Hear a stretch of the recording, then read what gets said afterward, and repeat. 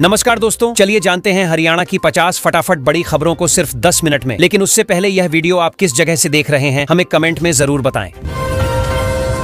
Adampur polytechnic में quiz और model प्रतियोगिता हुई, जिसमें छात्रों ने बढ़ चढ़कर हिस्सा लिया। कॉलेज ने ये प्रोग्राम इसलिए रखा ताकि बच्चों की सोच, क्रिएटिविटी और टेक्निकल स्किल बढ़े। टीचर्स ने हौसला बढ़ाया, प्रदर्शन पर सलाह दी और सभी को सीखने का अच्छा मौका मिला।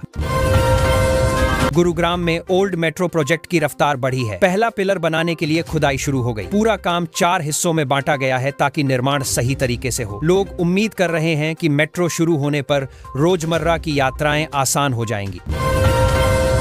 स्कूल में नई सुविधाएं जोड़ दी गईं, जिससे पढ़ाई का माहौल काफी बेहतर हो गया है। बच्चों को साफ क्लास, बेहतर रोशनी और जरूरी संसाधन मिलने लगे हैं। टीचर्स कहते हैं कि ऐसी सुविधाओं से पढ़ाई और समझ दोनों में असर आता है। माता पिता भी खुश हैं।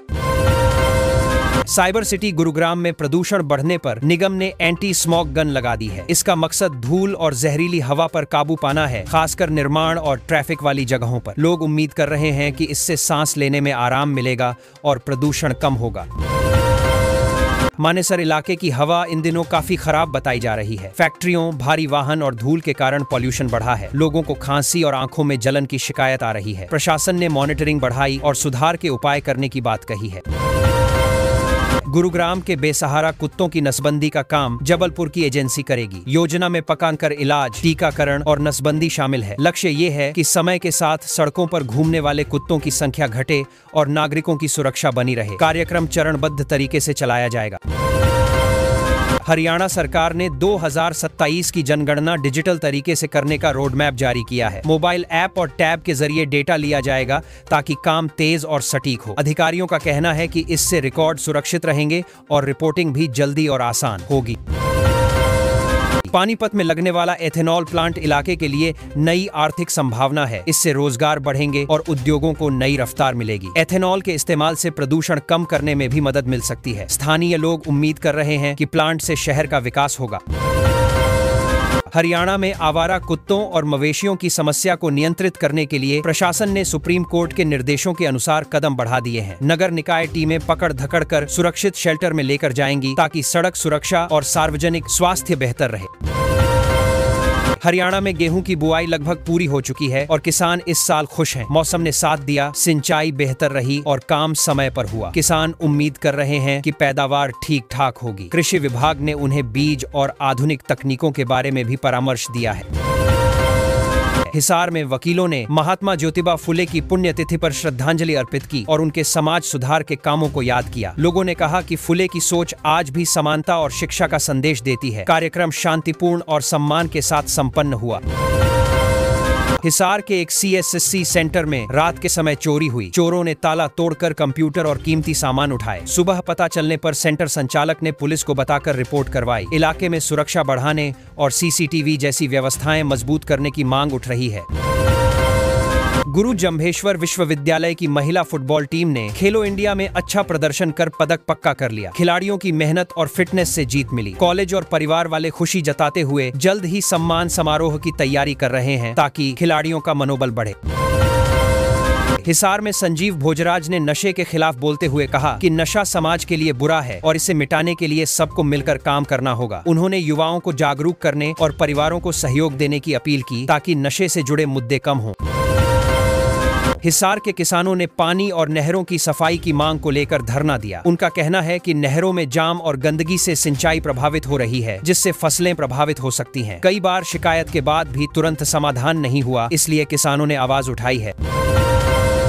गुरुग्राम में भगवत गीता पर हुआ कार्यक्रम बड़ा सकारात्मक रहा। विकास अरोड़ा ने कहा कि गीता सिर्फ किताब नहीं, जीवन को सही राह दिखाने वाली सीख है। लोगों ने ध्यान से बातें सुनी और कई ने कहा कि गीता के विचारों से जीवन में शांति और समझ आती है। गुरुग्राम के लोगों ने शिकायत की है कि सड़कों पर अंधेरे हैं, जबकि कुछ पलों पर एक ही पोल पर कई लाइटें हैं। इससे आशंका है कि बजट का सही उपयोग नहीं हो रहा। स्थानीय निवासियों ने नगर निगम से सच्चाई और बेहतर मरम्मत की मांग की है ताकि सुरक्षा बनी रहे। गुरुग्राम में लॉरेंस गैंग के एक बड़े सदस्य को राजस्थान पुलिस ने उसकी गर्लफ्रेंड के घर से दबोच लिया। पुलिस ने कहा कि लंबे समय से तलाश थी और गिरफ्तारी से कई खुलासे होने की उम्मीद है। इलाके में पुलिस की सक्रियता बढ़ने से लोगों को राहत मिली है। गुड़गांव में साइबर ठगी का एक बड़ा मामला सामने आया, जिसमें 3.39 लाख रुपए की ठगी हुई। पीड़ित ने किसी लिंक पर क्लिक कर दिया और उसके खाते से रकम निकल गई। पुलिस ने शिकायत दर्ज कर जांच शुरू की और लोगों से ऑनलाइन सतर्क रहने की सलाह दी है। गुरुग्राम में बीके दीदी ने कहा कि जब काम योग के साथ और ध्यान से किया जाता है तो कुशलता बढ़ती है। कार्यक्रम में लोगों ने रोज योग करने का संकल्प लिया। सत्र शांत और सकारात्मक रहा। लोगों को रोजमर्रा के तनाव कम करने में मदद मिली। गुरुग्राम में प्रॉपर्टी टैक्स न भरने पर नगर निगम ने पिंड बलूची रेस्टोरेंट और MS साइकॉम कंपनी को सील कर दिया। निगम ने बताया कि कई नोटिस के बावजूद बकाया भरना बाकी था। कार्रवाई के बाद अन्य संस्थानों में भी टैक्स जमा करने की हलचल शुरू हुई है। हरियाणा में एक युवक ने ससुराल वालों के तानों से परेशान होकर आत्महत्या कर ली। शादी 3 साल पहले हुई थी। परिजन कहते हैं कि लगातार मानसिक दबाव था। पुलिस ने मामला दर्ज कर जांच शुरू की और परिवार को सांत्वना दे रही है। न्याय की मांग उठी है। हरियाणा में ठंड और धुंध बढ़ने से मौसम विभाग ने अलर्ट जारी किया है। तापमान गिरने से सुबह शाम सर्दी बढ़ गई है और सड़क पर कोहरा दिख रहा है। स्वास्थ्य विभाग ने लोगों को गर्म कपड़े पहनने और बुजुर्गों, बच्चों का खास ध्यान रखने की सलाह दी है। एक ज्वेलर ने NHRC में शिकायत की है कि हरियाणा पुलिस ने उस पर गलत आरोप लगाए और उसे सट्टा किंग कहा जा रहा है। उसने निष्पक्ष जांच और सुरक्षा की मांग की है। आयोग ने शिकायत पर संज्ञान लेते हुए संबंधित पक्षों से रिपोर्ट मांगी है और मामले की जांच जारी है। देश की सबसे महंगी नंबर प्लेट 1.17 करोड़ रुपए में बिकी है। एक कारोबारी ने यह खरीदकर अपनी लग्जरी कार के लिए खास पहचान बनाई। नीलामी में भारी दिलचस्पी देखने को मिली और विभाग को इससे अच्छी राजस्व राशि भी मिली। हरियाणा में महिलाओं के लिए डिजिटल मार्केटिंग का नया अवसर खुला है। ट्रेनिंग कार्यक्रमों की मदद से महिलाएं घर बैठे ऑनलाइन काम कर सकेंगी। प्रशासन कह रहा है कि यह आत्मनिर्भरता बढ़ाने की दिशा में अहम कदम है। कई महिलाओं ने इसमें रुचि दिखाना शुरू किया है। गुरुग्राम के सेक्टर 46 में बिजली सप्लाई को बिना रुकावट बनाने की तैयारी है। कॉर्पोरेशन ने पुराने सिस्टम की मरम्मत और अपग्रेडेशन शुरू कर दिया है। लोग उम्मीद कर रहे हैं कि इससे बार बार होने वाली कटौती खत्म होगी। गुरुग्राम में ट्रैफिक जाम खत्म करने के लिए नगर निगम ने 11 मुख्य सड़कों पर सुधार कार्य की योजना बनाई है। इन सड़कों को चौड़ा किया जाएगा और नए सिग्नल लगाए जाएंगे। शहरवासी इसे राहत की उम्मीद के तौर पर देख रहे हैं। गुरुग्राम के ताजनगर में आधुनिक पशु चिकित्सा पॉलीक्लिनिक खुलेगा। पशुपालकों को अब दूर नहीं जाना पड़ेगा। सुविधा में आधुनिक उपकरण और विशेषज्ञ उपलब्ध होंगे। यह कदम ग्रामीण इलाकों में पशु स्वास्थ्य बेहतर करने की दिशा में अहम माना जा रहा है। वायु प्रदूषण को दिमाग के लिए बेहद खतरनाक बताया गया है। खराब आचाई से ब्रेन पर असर पड़ता है। नींद, याददाश्त और एकाग्रता जैसी समस्याएं बढ़ती हैं। डॉक्टरों ने चेतावनी दी है कि लगातार प्रदूषण वाले इलाकों में मानसिक स्वास्थ्य पर गंभीर प्रभाव हो सकता है। हरियाणा में बेलदारों और नहर रक्षकों के लिए अलग अलग रंग की नई वर्दी जारी होगी। सिंचाई मंत्री श्रुति चौधरी ने इसे बड़ा तोहफा बताया। इससे कर्मचारियों की पहचान आसान होगी और विभागीय कामकाज में भी सुविधा बढ़ेगी। कालका के तरुण चौधरी ने इनिसेट परीक्षा में ऑल इंडिया स्तर पर दूसरा रैंक हासिल किया है। परिवार और इलाके के लोग गर्व महसूस कर रहे हैं। उन्हें लगातार मेहनत और फोकस का नतीजा माना जा रहा है। कई छात्रों के लिए यह प्रेरणा बन गया है। सरकार ने शीतकालीन सत्र में हंगामा रोकने के लिए 30 नवंबर को सर्वदलीय बैठक बुलाने का फैसला लिया है। उद्देश्य है कि सत्र बिना बाधा के चले और जरूरी विधेयक पास हों। विपक्ष और सरकार मिलकर माहौल शांत रखने की रणनीति बनाएंगे। यह बैठक राजनीतिक टकराव कम करने की कोशिश जैसी लगती है। पंचकूला में स्वास्थ्य सेवाओं को मजबूत बनाने के लिए विभाग नए पदों पर भर्ती करने जा रहा है। अस्पतालों में विशेषज्ञ और सहायक स्टाफ बढ़ाया जाएगा ताकि मरीजों को बेहतर इलाज मिल सके। अभी जिन सेवाओं पर दबाव था उन्हें आसान करने के लिए यह कदम उठाया गया है। इससे इंतजार का समय भी घटेगा। हरियाणा में पहली बार राज्य स्तरीय गणित ओलंपियाड होने जा रहा है। 119 ब्लॉकों में शिक्षकों को ट्रेनिंग दी गई है ताकि छात्रों को तैयारी में मदद मिल सके। सरकार इस प्रतियोगिता को बच्चों के गणितीय कौशल बढ़ाने का बड़ा मौका बता रही है। इससे टैलेंट की पहचान करने में भी मदद मिलेगी। हरियाणा ग्रामीण बैंक में भर्ती निकली है और खास बात यह है कि 60 साल से ऊपर वाले भी आवेदन कर सकते हैं। अंतिम तारीख नजदीक है, इसलिए आवेदकों को जल्द फॉर्म भरना होगा। बैंक ने इस भर्ती को अनुभव आधारित पोस्ट बताया है। बहुत से लोग इसे दूसरी पारी का मौका मान रहे हैं। हरियाणा सरकार नोटिफाइड गन्ना किस्मों की बुआई करने वाले किसानों को प्रोत्साहन राशि देगी। इससे किसानों को आर्थिक सहारा मिलेगा और बेहतर उत्पादन के लिए प्रेरणा भी। राज्य कृषि विभाग ने स्पष्ट दिशा निर्देश जारी किए हैं। नई किस्में अपनाने वालों को ज्यादा लाभ दिया जाएगा ताकि खेती की दक्षता बढ़े। हरियाणा के सरकारी स्कूलों में बच्चों के मिड डे मील का मेन्यू बदल दिया गया है। अब बच्चों को खीर, पिन्नी और मिल्क केक जैसी चीजें भी खाने में दी जाएंगी। सरकार चाहती है कि बच्चों को बेहतर पोषण मिले और वो स्कूल में हेल्दी रहकर पढ़ सकें। इस बदलाव को लेकर अभिभावक भी खुश हैं। गुरुग्राम में महिलाओं के लिए जो मासिक सहायता वाली सरकारी योजना चल रही है, उसमें इस बार महिलाओं की दिलचस्पी काफी बढ़ी है। अब तक करीब 20 शून्य महिलाओं ने आवेदन कर दिया है। सरकार का मकसद है कि ज्यादा से ज्यादा जरूरतमंद महिलाओं को आर्थिक मदद मिले ताकि उन्हें परिवार चलाने में थोड़ी राहत मिल सके। हरियाणा में पिछले 16 दिनों से ऑपरेशन ट्रैकडाउन चल रहा था और पुलिस को इसकी बड़ी सफलता मिली है। पूरे राज्य से 4,566 अपराधियों को पकड़ लिया गया है। इससे पुलिस का आत्मविश्वास बढ़ा है और लोगों को भी यह महसूस हो रहा है कि अपराधियों पर सख्ती बढ़ रही है और कानून व्यवस्था सुधर रही है। अभियान की सफलता देखते हुए पुलिस ने इसे एक और हफ्ते के लिए बढ़ा दिया है। उनका मानना है कि अभी भी कई अपराधी ऐसे हैं जिन पर कार्रवाई बाकी है, इसीलिए अब 1 सप्ताह और लगातार छापेमारी और चेकिंग चलेगी ताकि अपराध पर और ज्यादा नियंत्रण किया जा सके। प्रशासन भी इस अभियान को सपोर्ट कर रहा है।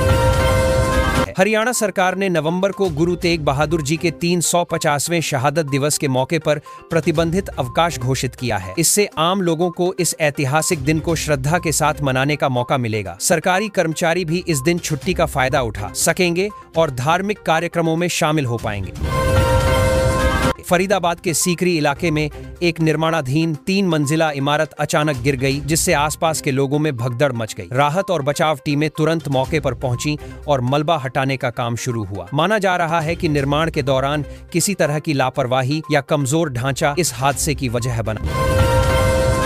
दिल्ली ब्लास्ट मामले के कुछ तार फरीदाबाद से जुड़ने की आशंका के चलते पुलिस ने शहर में बड़े स्तर पर सर्च अभियान चलाया। मस्जिदों, होटलों और भीड़भाड़ वाले इलाकों में कड़ी चेकिंग की गई। यह सब एहतियातन किया गया ताकि किसी भी तरह का खतरा समय रहते रोका जा सके और सुरक्षा मजबूत रहे। पानीपत में प्रदूषण रोकने के लिए सीएम फ्लाइंग स्क्वाड ने बड़ी कार्रवाई की है। कई फैक्ट्रियां केमिकल मिला पानी खुले में छोड़ रही थीं, जिन पर छापा मारकर 27 लोगों पर केस दर्ज किया गया है। मौके से 12 टैंकर भी जब्त किए गए। यह कार्रवाई पर्यावरण को बचाने और अवैध गतिविधियों पर रोक लगाने के लिए की गई। कुरुक्षेत्र में होने वाले कार्यक्रम और पीएम मोदी के दौरे को लेकर मुख्यमंत्री नायब सिंह सैनी ने तैयारियों का जायजा लिया। उन्होंने अधिकारियों और प्रशासन से यह सुनिश्चित करने को कहा कि कोई कमी न रह जाए। सुरक्षा, यातायात और आयोजन से जुड़ी सभी व्यवस्थाओं पर खास ध्यान दिया जा रहा है। गुरुग्राम क्राइम ब्रांच ने काफी दिनों से फरार चल रहे कुख्यात अपराधी मनीष उर्फ गोगा को पकड़ लिया है। द्वारका एक्सप्रेसवे के पास उसे गिरफ्तार किया गया। उसके खिलाफ 20 से ज्यादा केस चल रहे थे। उसकी गिरफ्तारी से पुलिस को बड़ी राहत मिली है और इलाके में भी सुरक्षा का भरोसा बढ़ा है। भारत के मुख्य न्यायाधीश ने जस्टिस सूर्यकांत को अपना उत्तराधिकारी बनाने की सिफारिश की है। वे हरियाणा से हैं, इसलिए राज्य में भी इस खबर से खुशी का माहौल है। यह हरियाणा के लिए गर्व की बात है कि देश का अगला सीजेई उसी राज्य से होगा। लोग इसे न्यायपालिका के लिए भी सकारात्मक संकेत मान रहे हैं। गुरुग्राम में हुए एक चेन स्नैचिंग मामले में पुलिस ने 2 आरोपियों को पकड़ लिया है। सेक्टर 45 में हुई इस वारदात के बाद इलाके में डर का माहौल था, लेकिन पुलिस की त्वरित कार्रवाई से लोगों को राहत मिली। दोनों आरोपियों के खिलाफ पहले भी ऐसे मामलों में कार्रवाई हो चुकी है। फतेहाबाद पुलिस ने नशे के खिलाफ एक बड़ा सर्च अभियान चलाया है। जिले में कई जगह चेकिंग की गई और संदिग्ध लोगों पर निगरानी रखी गई। पुलिस का कहना है कि युवाओं को नशे से दूर रखने के लिए यह अभियान जरूरी था। लोगों ने भी इस पहल की सराहना की और सहयोग किया। हरियाणा बोर्ड ने 10वीं और 12वीं कक्षा की ओपन स्कूल परीक्षाओं का परिणाम जारी कर दिया है। छात्र अब ऑनलाइन अपना रिजल्ट देख सकते हैं। बोर्ड ने इस बार परिणाम प्रक्रिया को और पारदर्शी और तेज बनाकर बच्चों और अभिभावकों की सुविधा का ध्यान रखा है। रिजल्ट से कई छात्र बहुत खुश नजर आए। बीकेयू चारूनी ने आरोप लगाया है कि हरियाणा में धान खरीद में बड़ा घोटाला हो रहा है। किसानों ने कहा कि खरीद केंद्रों पर अनियमितताएं बढ़ रही हैं और कई जगह किसानों को सही मूल्य नहीं मिल रहा। उन्होंने मुख्यमंत्री से तुरंत बैठक कर इस एटनी एक बड़ी पार्था है मुद्दे को हल करने की मांग की है। कुरुक्षेत्र में चल रहा अंतर्राष्ट्रीय गीता महोत्सव इस बार काफी बड़े स्तर पर आयोजित हो रहा है। प्रशासन का कहना है कि इस बार 70 लाख से ज्यादा श्रद्धालु पहुंच सकते हैं। भीड़ को संभालने और व्यवस्थाएं मजबूत करने के लिए यातायात, स्टेज और सुरक्षा से जुड़े सभी इंतजाम बढ़ाए गए हैं।